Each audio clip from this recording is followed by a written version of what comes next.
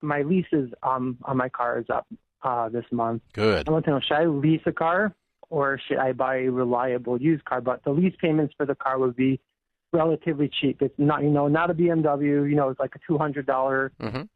All everything rolled into it. No fees due at the beginning at the signing. Gotcha. What would you do? I really appreciate you calling and asking the question. It's because it's a great question that's on the top of a lot of people's minds. So here's the thing.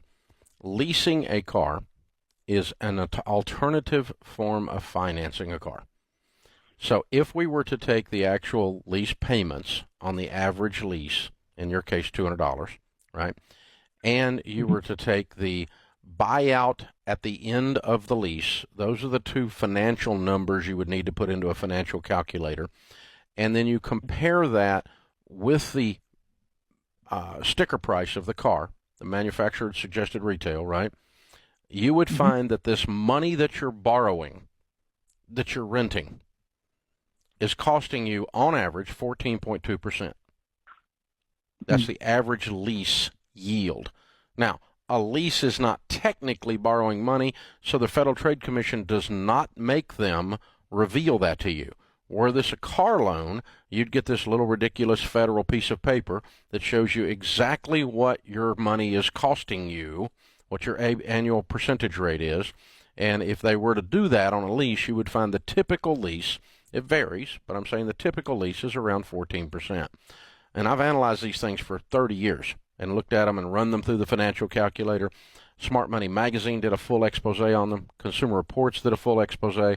Consumer Reports' actual comment at the end of their full piece of research on a whole bunch of leases, did a much more thorough job than I have done, said their quote at the end of the article was, the most expensive way to operate a vehicle is to lease it. And this is even if I'm going to finance a car on a 5-year payment plan or something like that. Okay. Well, number one, I'm going to tell you don't finance anything. And if you did, coming out of this, I'm going to tell you to, we'll come back to that in just a second, but I'm going to tell you to pay it off as soon as possible, not for 5 years, because that's the second part of our equation, and then we'll come back. In all the years I've been working with people who started from nothing and built wealth, we call them everyday millionaires. They started from nothing and became wealthy. They typically say one of the things that turned their life around was they started asking, when they started looking at purchasing something, they started asking how much. So rich people ask how much. Broke people, and I've been both, brother, okay? Broke people ask how much down and how much a month. In this entire conversation, all you've talked about is how much down and how much a month. So you got to stop that, dude. You got to start asking how much, because that's the part that kills you. How much down, how much a month says I'm going to be in debt to the man and I'm going to pay payments to the man the rest of my life, and I'm going to be normal, which sucks, and you don't want to do that. So we broke down the lease is a bad idea. How much, looking at analyzing these decisions based on your monthly rather than the total purchase price is a bad idea. Now, let's back up and look at your particular situation. How old are you and what do you make? Okay, 30 years old and bringing about, say, 125 between me and my wife. Oh, good for you. Great. Congratulations. And so how much money do you have? How much money do you have saved, not counting retirement?